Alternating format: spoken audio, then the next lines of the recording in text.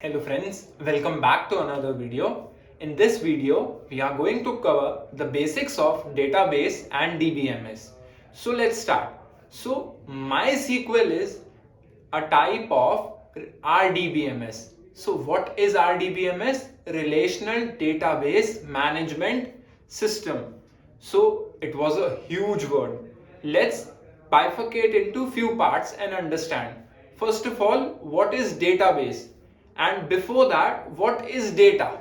So data is any sort of information. Let's suppose we take an example, your name is a data. Now let's come over to database. So database is the place where we can store our data. Let's see with an example. Okay, so our first example is IRCTC website.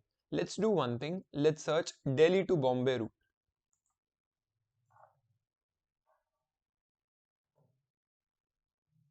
And for the date 9th of January. Okay, as we see, we have opened a train Pune Duronto Express. If in this we can see there are three options: AC 3 tire, AC 2 tire, AC 1 tire. As we click on, we can see three waiting list, one waiting list, one waiting list, and if we come on to AC2 tire, we can see it is available waiting list 1, 4 waiting list.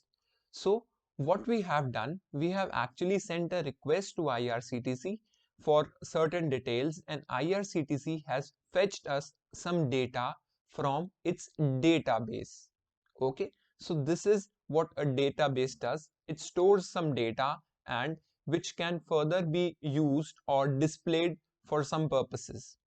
Okay. So the last term is DBMS, that is Database Management System.